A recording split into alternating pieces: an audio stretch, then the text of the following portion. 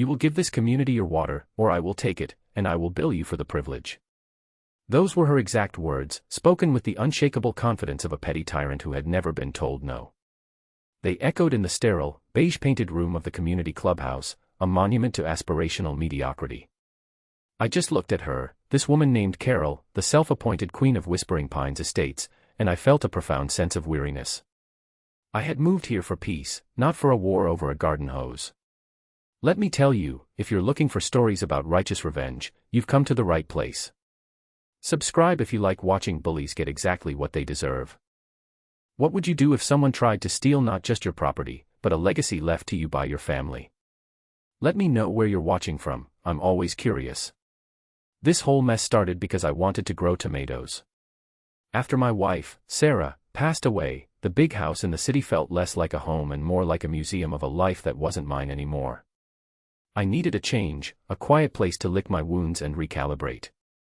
My grandfather had left me his old property on the edge of what was now a sprawling, HOA-governed community. It was a small, sturdy house on a decent plot of land overlooking the reservoir, a place filled with memories of summer visits and learning to skip stones. It seemed perfect. I was a civil engineer specializing in hydrology, the study of water, so a house by a reservoir felt like coming home in more ways than one. The plan was simple: semi-retire, take on a few local consulting gigs, and build the garden Sarah had always dreamed of. Section. I had been there for about 3 months, enjoying the quiet solitude. I'd tilled a small patch of earth, amended the soil, and planted rows of heirloom tomatoes, zucchini, and peppers. It was my little connection to her, a way to nurture something living. The work was therapeutic. The only real interaction I had with the community was the occasional wave to a neighbor walking their dog. Then I met Carol. She arrived one Tuesday afternoon, piloting a golf cart like a chariot of war. It had an orange flashing light on top and a custom HOA president license plate. She pulled up to my driveway, the electric motor whining in protest, and surveyed my property with a look of profound disappointment. She was a woman in her mid-50s, with a helmet of lacquered blonde hair and a face that seemed permanently pinched, as if she'd just smelled something unpleasant. She wore a pastel pink tracksuit that did little to soften her militant demeanor. "You must be the new owner," she said. It wasn't a question. "David Miller," I offered, extending a hand. She ignored it, her eyes fixed on the gentle spray of the sprinkler watering my new seedlings. "We have rules about water usage here, Mr. Miller. This community prides itself on its conservation efforts and its aesthetic uniformity." I looked at my tiny garden, then at the vast, unnaturally green expanse of her own lawn down the street. It was a carpet of perfect turf, the kind that drinks water like a marathon runner. The irony was so thick you could have cut it with a trowel. "It's a small vegetable garden," I said calmly. "The seedlings need a good start." "Vegetable gardens are a gray area," she sniffed, consulting a clipboard she produced from the passenger seat. "But your water consumption is not." "I've been monitoring the municipal readouts." "You're flagged." I knew for a fact that was impossible. "That's interesting," I said, my voice level. "Because I'm not on the municipal supply." Her pinched face tightened further. "What are you talking about?" "Everyone in Whispering Pines is on the community water system." "Not this property," I explained patiently. "My grandfather built this house long before the HOA existed. The property has its own well and pre-established riparian rights from the reservoir. It's all grandfathered in." She stared at me as if I'd just started speaking in tongues. The concept of something existing before her reign, beyond her control, was clearly alien to her. It was like watching a computer freeze. The gears were turning, but the operating system had crashed. "That's not possible," she finally stammered. "All water in this community is a community asset." "I have the deed and the water rights documentation in the house," I said. "It's all filed with the county. Been on the books since 1958 She didn't like that. She didn't like that one bit. Her authority had been questioned, her power checked by a piece of paper written before she was born. She got back in her golf cart, her lips a thin, white line. "We'll see about that," she muttered, and sped off, the little orange light flashing with impotent fury. That was the first shot fired. A petty complaint from a power-tripping busybody. I thought it would end there. I was a reasonable man. I had the law, the deeds, and the history on my side. I vastly underestimated the lengths a tyrant would go to in order to protect their tiny, imaginary kingdom. The war for the water had begun, and I had no idea it would end with me holding the fate of her entire community in my hands. A week later, the first official letter arrived. It was printed on thick, cream-colored paper with the Whispering Pines Estates HOA logo embossed at the top. It was a formal citation. Fine, $500 for an unauthorized water connection. I sighed. This was predictable. Annoying, but predictable. I photocopied the relevant sections of my grandfather's deed, the county record of the well, and the certificate of water rights. I drafted a polite, concise letter explaining, once again, that my property was exempt and that the fine was invalid. I enclosed the documentation and sent it all back to the HOA's mailing address via certified mail. I thought that would be the end of it. A simple misunderstanding, cleared up with facts and documents. How naive I was. I was treating Carol like a rational person who operated on logic. I would soon learn that her operating system ran on ego, control, and a bottomless well of self-righteousness. Her response was not another letter. It was escalation. The following Saturday, I woke up to find a large, ugly sign hammered into my front lawn, just beyond my property line but angled directly at my house. It read, "Water conservation is a community effort. Don't be a selfish neighbor." It was so childish, so unbelievably petty, that I almost laughed. This was her move. Public shaming. I was a semi-retired widower who spoke to maybe 3 people a week. The court of public opinion wasn't exactly a looming threat in my life. But then the phone calls started. First, a complaint to the county's code enforcement office, claiming my garden was creating a mudslide hazard that threatened the community walking path. A weary-looking county officer showed up, took one look at my meticulously terraced garden bed, a full 50 yards from the path, and shook his head. "Sorry to bother you, Mr. Miller," he said, handing me a copy of the dismissed complaint. "We have to follow up on everything. You've got a neighbor who seems to have a lot of time on her hands." "I'm aware," I said dryly. Next, Carol started posting on the official Whispering Pines HOA Facebook page. She didn't use my name, of course. She was just smart enough to avoid direct libel. But the posts were clearly about me. Long, rambling screeds about certain residents who refused to be part of the community, who hoarded resources, and who relied on ancient, unfair loopholes to the detriment of everyone else. The comments section was a predictable mix. A few people, her loyal cronies, chimed in with supportive outrage. Most residents, however, seemed to ignore it. But the seeds of resentment were being planted. I was being painted as the villain, the outsider who was taking something that belonged to them. The harassment was constant, a low-grade buzzing of a fly you can't seem to swat. More violation notices appeared, each more absurd than the last. A fine for non-uniform landscaping, my vegetable garden. A fine for my car being parked improperly in my own driveway, the wheels were half an inch on the grass. A fine for my trash can being visible from the street for more than the allotted 12-hour window on trash day. I documented everything. I saved the letters, took screenshots of the Facebook posts, and made notes of the dates and times of every interaction. An old habit from my engineering days, when a system is failing, you gather data. And the HOA system, under Carol's management, was failing spectacularly. I tried to reason with the other board members. I cornered the treasurer, a mild-mannered accountant named George, at the community mailbox. I laid out my case calmly, showing him the documents on my phone. He looked uncomfortable, shifting his weight from foot to foot. "Look, David," he said, his voice low. "I see what you're saying. It seems you're in the right. But Carol, she gets an idea in her head, and there's no stopping her. She runs these meetings like a drill sergeant. It's easier to just go along with it." So, the board was a rubber stamp, and the community was too intimidated to speak up. It was just me and Carol. A battle of wills. And I was getting tired of playing defense. Still, I held back. I still believed that logic could prevail. That belief shattered on a Wednesday morning in late May. I had to go into the city for a consultation meeting on a municipal reservoir project. I was gone for most of the day. When I returned that afternoon, I saw a work van from a local plumbing company parked on the street in front of my house. A couple of young guys were packing up their tools. A cold knot of dread formed in my stomach. I walked over to my wellhead, located in a small utility housing at the side of my property. The access panel was ajar. I opened it and looked inside. The main pipe leading from my well to my house had been professionally cut. A heavy-duty brass cap, the kind that requires a specialized wrench to remove, had been sealed over the opening. A bright red tag was zip-tied to it. It read, "Unauthorized connection terminated by order of Whispering Pines HOA. All fines must be paid prior to reconnection review." I stood there, staring at the capped pipe, and the weariness I had felt for weeks evaporated.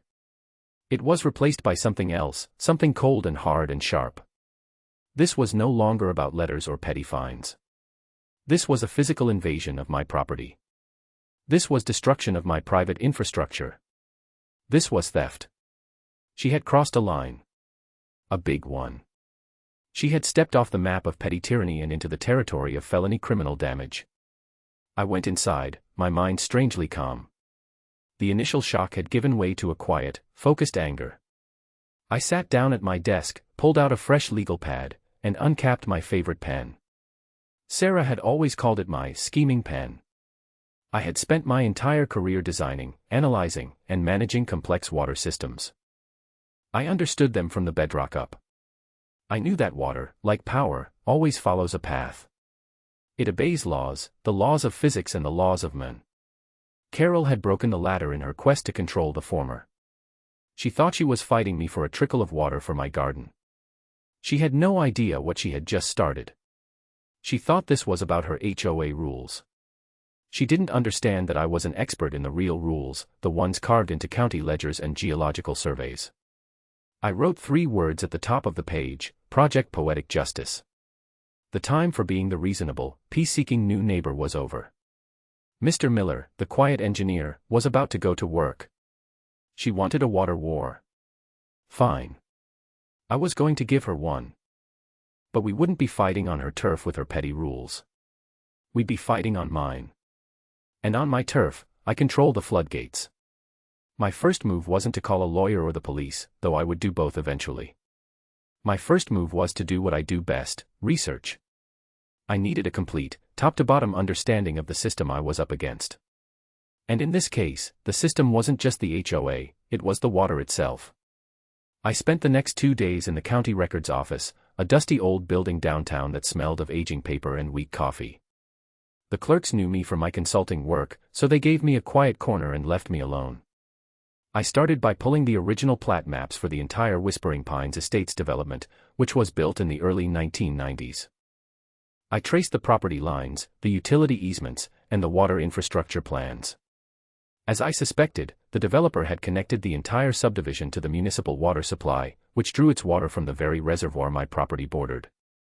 The HOA was merely the managing entity for this service, billing residents and maintaining the internal pipelines. They didn't own the water any more than the mailman owns the letters he delivers. But that wasn't what I was looking for. I was looking for something older. I started digging deeper, back into the records from before the subdivision existed. I pulled the original surveys of the area from the 1950s. And that's when I found it. The first piece of the puzzle. The Whispering Pines Reservoir wasn't a natural lake. It was an artificial creation, formed by the construction of a modest earthen dam across Miller Creek in 1957. I felt a jolt of recognition. Miller Creek. My family's name. I switched my search from property records to construction permits. And there it was, in faded ink on brittle paper, a permit issued to Miller & Sons Engineering for the construction of an agricultural irrigation reservoir. The lead engineer on the project was listed as my grandfather, Thomas Miller. My grandfather hadn't just built the house, he had built the entire reservoir. My heart started beating a little faster. This was getting interesting. The reservoir was created as a private project on what was then a large tract of family-owned farmland. It was designed to irrigate the crops that once grew where Carol's perfect green lawns now Saturday. I kept digging. When my grandfather sold off most of the land to the developer in the late 1980s, he kept his own house and the small parcel it sat on. The sale documents were thick and full of legal jargon, but I read every single word. I found the section on water. The developer, in exchange for a lower price on the land, had been granted access rights to draw water from the reservoir for their new community. They were responsible for the costs of pumping and treating the water, but the ownership of the reservoir and its primary control structures was a different matter. And then I saw the sentence that made me lean back in my chair, a slow smile spreading across my face. All rights, titles, and easements pertaining to the primary outflow controls of the Miller Creek Dam, including the main sluice gate and emergency spillway valve, shall be retained by the grantor and shall remain in appurtenance to the property designated as Parcel 7A. Parcel 7A. My property. I felt a surge of adrenaline, the kind I usually only got when solving a complex hydraulic problem. It was all there, in black and white. The HOA, the community, the developer, they had the right to drink the water. But my property, my small, insignificant seeming plot of land, held the rights to the faucet. My grandfather, a shrewd and farsighted man, had kept the key. Carol had capped my little 1-inch pipe, thinking she was asserting her power. She had no idea that I held the deed to the 6-foot diameter steel gate that controlled every drop of water in her kingdom. I spent the rest of the day gathering my ammunition. I made certified copies of every single document, the original dam construction permit, the survey maps showing the control structure easements on my property, the land sale agreement with the water rights clause highlighted, and my grandfather's will bequeathing Parcel 7A and all its appurtenances to me. By the time I left the records office, my briefcase was heavy with paper, and my mind was crystal clear. The Project Poetic Justice plan was no longer just a concept, it had a solid engineering foundation. The plan would have 3 phases. Phase 1, formal notification. Phase 2, system control demonstration. Phase 3, legal and financial decimation. I went home and, for the first time in days, I felt a sense of peace. I bypassed the capped well and ran a long hose from my neighbor's spigot, a kind retiree named Art who thought Carol was a menace, to give my thirsty tomato plants a drink. As I stood there, watching the water soak into the soil, I looked out over the reservoir gleaming in the evening sun. It wasn't just a body of water anymore. It was my inheritance. It was my leverage. It was the instrument of Carol's undoing. She had picked a fight with the wrong engineer. She thought she was turning off my water. She was about to find out that I was the one who could turn off hers. Phase 1 began with a letter. But not a polite letter like the last one. This one was drafted by a lawyer I knew, a shark named Marcus who delighted in corporate takedowns. The letter was addressed to every single member of the Whispering Pines HOA board of directors, sent individually via certified mail. The tone was ice-cold and surgically precise. It detailed their illegal trespass onto my property, the criminal damage to my well system, and the clear violation of my legally deeded water rights. It included copies of the key documents I had unearthed, with the relevant clauses neatly highlighted. The letter did not request that they remove the cap. It demanded it. It gave them a deadline of 48 hours to have the damage repaired by a licensed and bonded contractor, at their expense. It also demanded a formal written apology from the board and a public retraction of the slanderous posts on the community Facebook page. Finally, it stated, in no uncertain terms, that failure to comply would result in immediate legal action seeking significant financial damages. And it ended with a new piece of information, a little teaser for what was to come. Furthermore, Marcus had written with undisguised glee, "Please be advised that our client holds the primary control easements for the Miller Creek Dam sluice gate. Any further hostile action will be met with a full and legal assertion of all held riparian and infrastructural rights." I wanted to see their faces when they read that last part. I wanted to see the flicker of confusion, followed by the dawning horror as they scrambled to understand what it meant. I specifically wanted to see Carol's face. I didn't have to wait long. The very next evening, she called an emergency community meeting at the clubhouse. The notice, slipped under my door, was practically vibrating with indignation. Subject: protecting our community's resources from outside threats. I knew she would do this. It was her arena, her stage. She would try to rally the community around her, to frame me as the enemy. This was a critical part of her self-incrimination. I didn't go to the meeting. Instead, I gave my neighbor Art's teenage son, a tech-savvy kid named Leo, $100 to go in my place. His instructions were simple: sit in the back, be invisible, and record the entire meeting on his phone. According to Leo's recording, which was crystal clear, the meeting was pure theater. Carol stood at a podium, my lawyer's letter clutched in her hand like a captured enemy flag. "This," she announced, her voice trembling with manufactured rage, "is an attack on our way of life. This man, this Mr. Miller, has come into our peaceful community and is trying to steal our water." She conveniently failed to mention that I wasn't on their water system. Facts were irrelevant to her narrative. "He waves around these old, dusty papers, these forgeries," she spat, "and he makes threats. He claims he owns our reservoir. Can you believe the arrogance?" She paused for effect, scanning the room of bewildered faces. "This reservoir belongs to all of us. It is the lifeblood of Whispering Pines. And he thinks he can just turn it off." Then came the part one was waiting for. The part that would become Exhibit A. "I will not be intimidated by lawyers and their fancy words," she declared, her voice rising to a shriek. "The HOA board has voted unanimously to reject his outrageous demands. We will not be removing anything from his illegal pipe. In fact, we will be taking action. We will file a lawsuit to have his so-called rights legally dissolved and absorbed by the community, where they belong. We will fight him, and we will win, because this is our water." The recording was perfect. A full confession.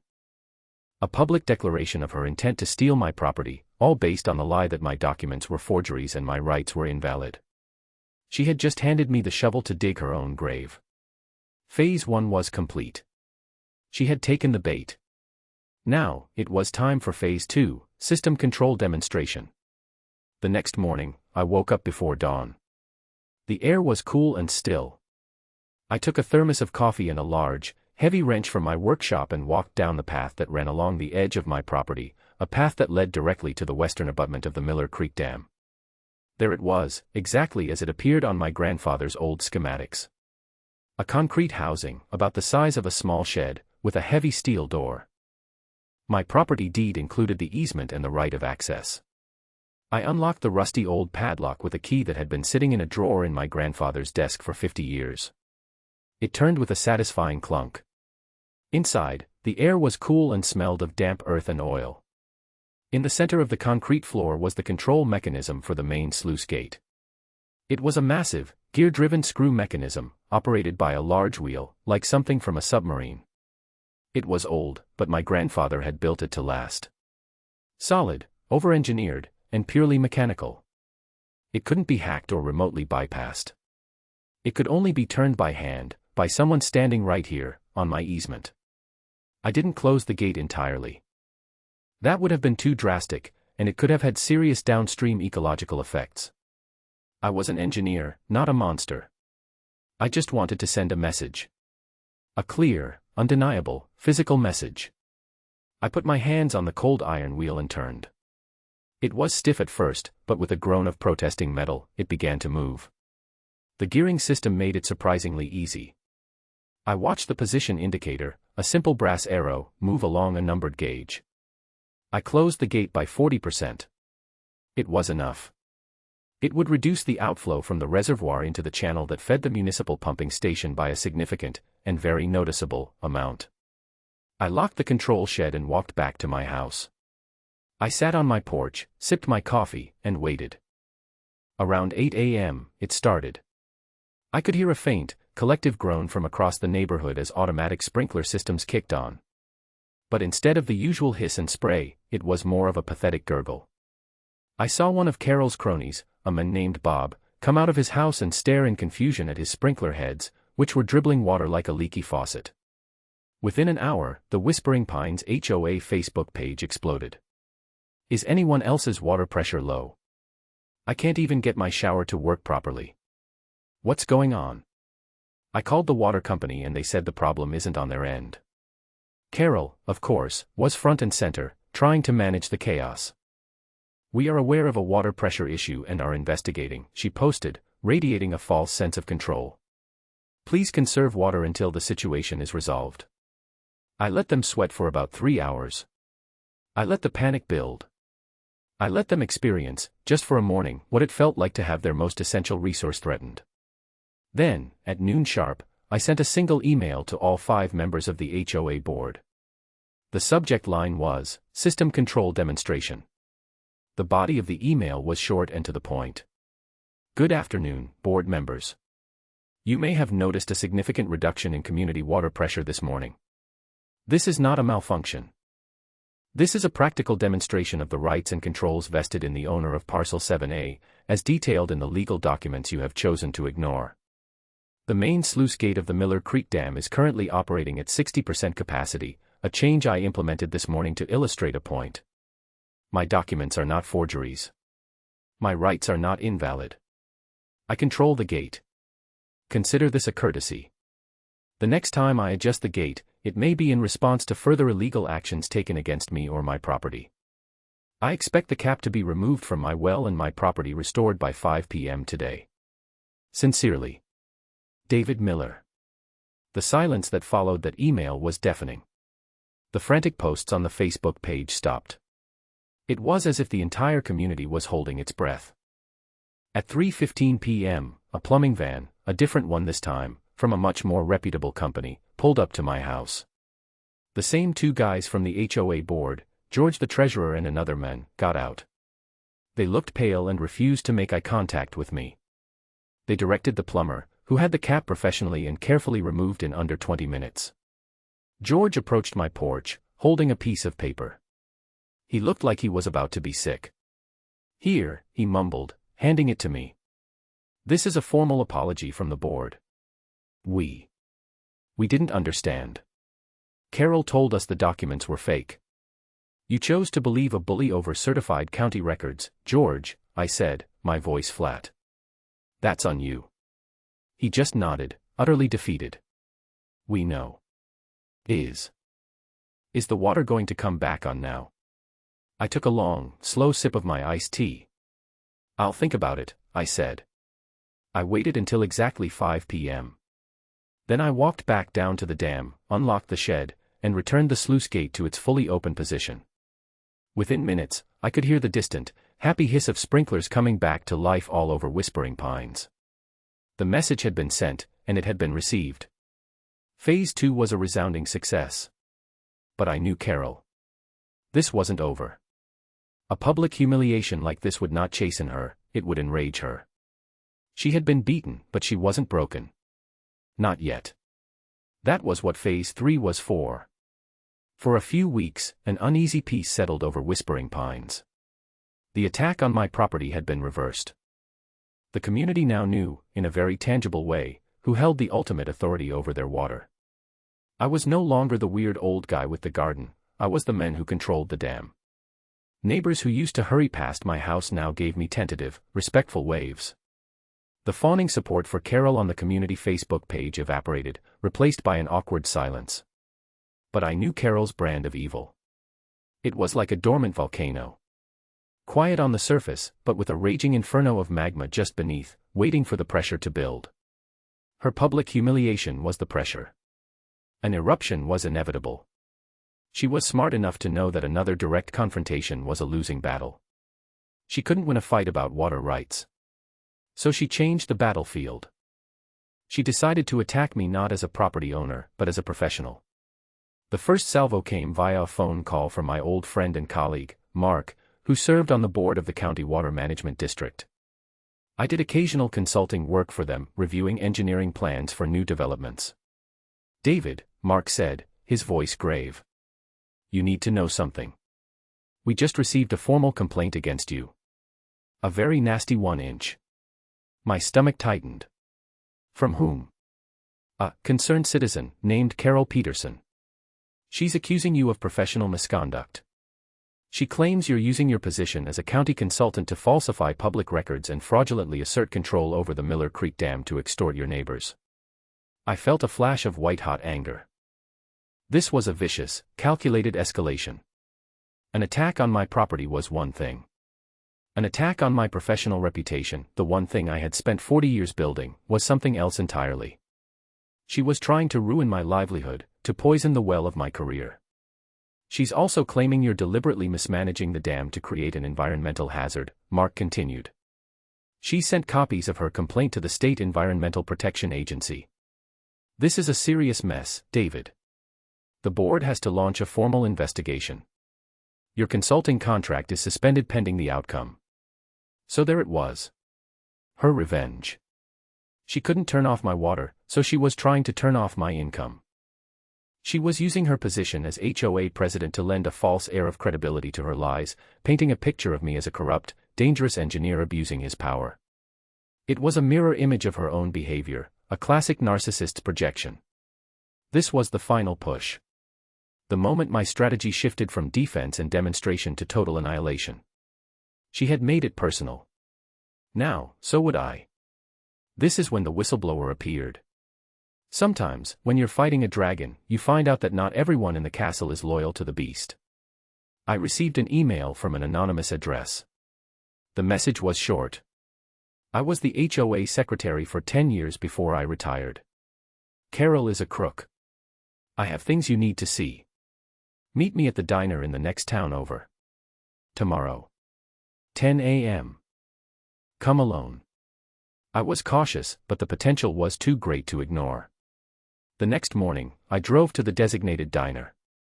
I found an elderly woman sitting in a corner booth, nervously stirring a cup of coffee. She looked familiar.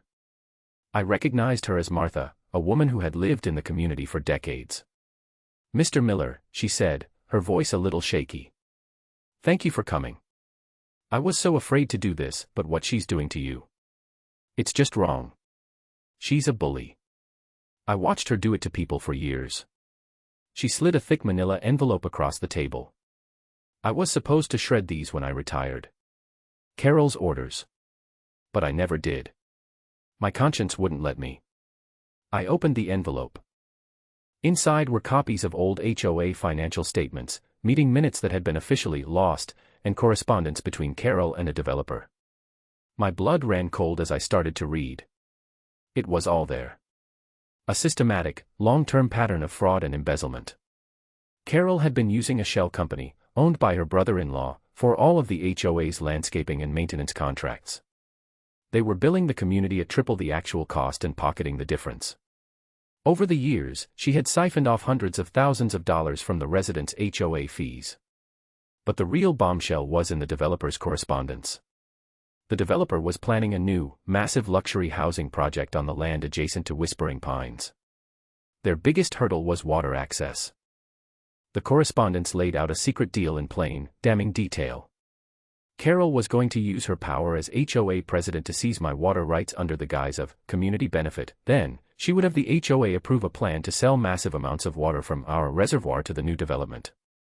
In exchange for brokering the deal, the developer was going to give her a consulting fee of $2 million. It all clicked into place. The fight with me wasn't just about power. It wasn't just about her ego. It was about money. A lot of it. My little garden wasn't the issue. My grandfather's legacy was standing in the way of her multi-million-dollar payday. That's why she was fighting so dirty. That's why she was willing to destroy my reputation. I wasn't just an obstacle, I was a threat to her entire criminal enterprise. Martha had handed me a nuclear bomb. She tried to get me to falsify the meeting minutes to approve the first phase of the water sale, Martha whispered, tears welling in her eyes. That's when I quit. I couldn't be a part of it anymore. I looked at this brave, frightened woman, who had held onto this evidence, waiting for the right moment. Martha, I said, my voice thick with emotion. You have no idea what you've just done. You've given me everything I need. I left the diner with the envelope tucked safely in my briefcase. The professional misconduct complaint, the lies to the EPA, all of it was just noise now. I had proof of felonies. Real, hard time, lose everything felonies. I didn't go to the local police. This was bigger than them. Carol had friends on the city council. This needed to be handled at a level she couldn't influence. I went home and spent the afternoon compiling everything into a single, comprehensive file. My deeded rights. The schematics for the dam. The audio recording of her threatening to steal my property. The fraudulent HOA financials. The incriminating letters from the developer. The sworn affidavit I would help Martha prepare. It was a mountain of evidence, a perfectly constructed case. The next morning, I drove 2 hours to the state capitol. I walked into the offices of the state attorney general and asked to speak with someone in the public corruption division. I was shown into a small, sterile office, where a sharp-eyed investigator named Diaz listened patiently as I laid out the entire story, from the first fine for my garden to the multi-million-dollar fraud scheme. I handed him the file. He spent nearly an hour reading through it, his expression growing more and more grim. When he was finished, he looked up at me. "Mr. Miller," he said slowly.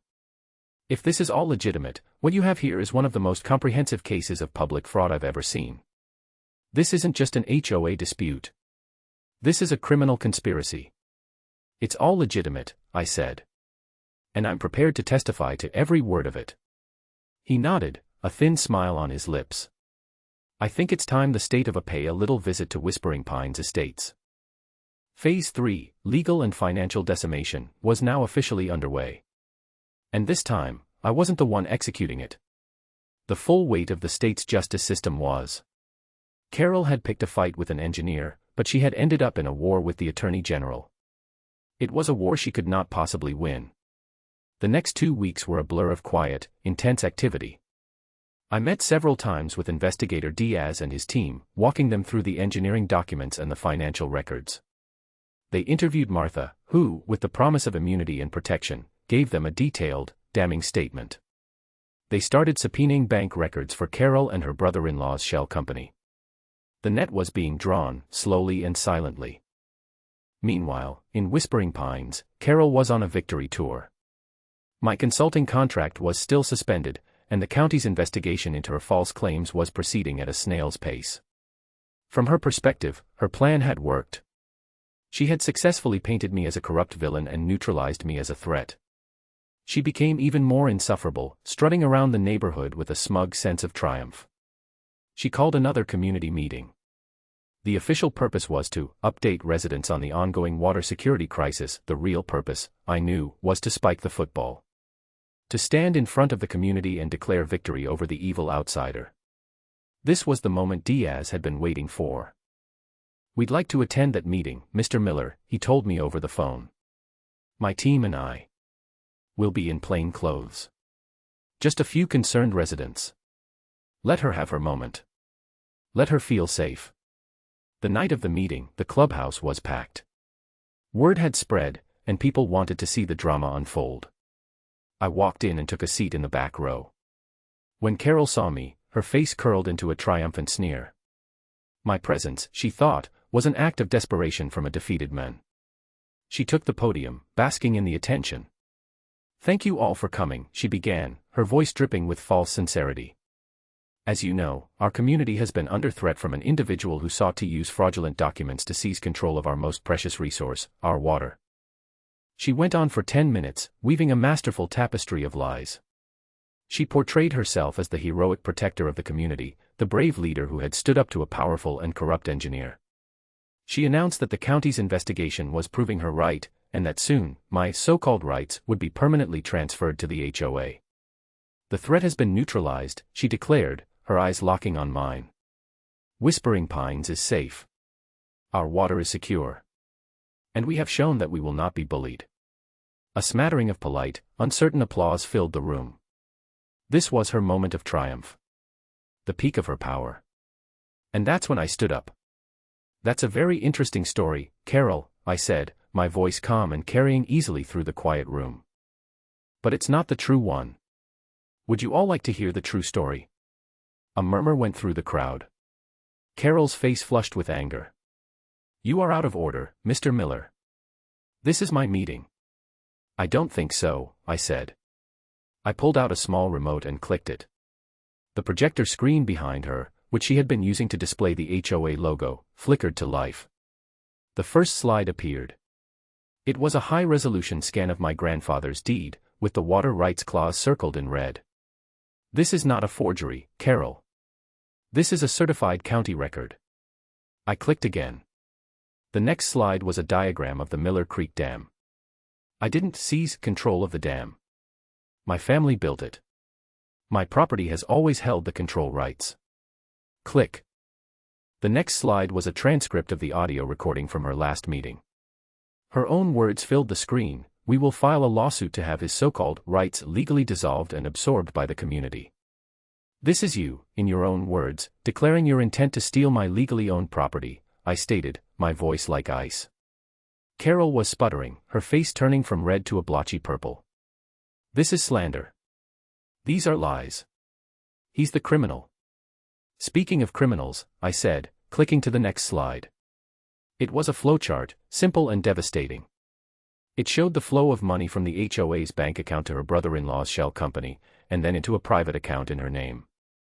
The numbers were right there on the screen, hundreds of thousands of dollars in embezzled funds. The room erupted in gasps. People were pointing, yelling. George the treasurer looked like he was going to faint. "And why?" I continued, my voice rising. "Why go to all this trouble? Why try to ruin my reputation and steal my property?" I clicked to the final slide. It was a copy of the contract between Carol and the new developer, detailing the $2 million kickback she would receive for selling them our water. My water. The room fell into a stunned, absolute silence. The truth, in all its ugly, greedy detail, was hanging there in the air for everyone to see. Carol just stood there, speechless, her mouth opening and closing like a fish. The entire foundation of her world, her power, her reputation, had been systematically demolished in 5 minutes. She finally found her voice, a high-pitched shriek of denial. "Lies. It's all lies. He faked all of it. I was doing it for the community. It was a smart business deal. I. She never got to finish her sentence. At that moment, Investigator Diaz and 2 other plainclothes officers stood up from their seats in the audience. They walked calmly to the front of the room. Diaz held up his badge. "Carol Peterson," he said, his voice calm but firm, cutting through her hysterics. "You are under arrest for multiple counts of felony fraud, embezzlement, and conspiracy to commit extortion." The sight of the handcuffs being clicked onto her wrists was something no one in that room would ever forget. The queen had been dethroned. The tyrant had fallen. Her face was a mask of pure, unadulterated shock and rage. All her power, all her control, had vanished in an instant. As the officers led her away, her head snapped toward me. Her eyes were filled with a venomous hatred that was almost primal. "You haven't won," she screamed, her voice echoing in the silent room. "I'll destroy you. You'll regret this." It was the last, pathetic roar of a dying dragon. A hollow threat from a woman who had nothing left. I just watched her go, not with triumph, but with a profound sense of relief. The war was over. The water was safe. And my peace, the peace I had moved here for in the first place, was finally within reach. The aftermath was swift and decisive. Carol's downfall was as complete as it was public. The state's case against her was airtight. Faced with the mountain of evidence I had provided, her brother-in-law and the developer she had conspired with both took plea deals and testified against her. She was convicted on all charges. The judge, citing her egregious abuse of trust and the predatory nature of her crimes against her own neighbors, showed no mercy. She was sentenced to 10 to 15 years in state prison. The civil lawsuits filed by the newly reformed HOA and the residents she had defrauded stripped her of every last asset. The house with the perfect green lawn, the golf cart with the custom license plate, it was all seized and sold off to repay a fraction of what she had stolen. She lost everything. Whispering Pines Estates went through a period of profound change. The old HOA was dissolved in disgrace. A new community association was formed, with a new charter that I helped draft, ensuring transparency and putting strict limits on the board's power. The days of petty tyranny were over. George, the timid treasurer, actually stepped up and became the new president, determined to run things honestly and fairly.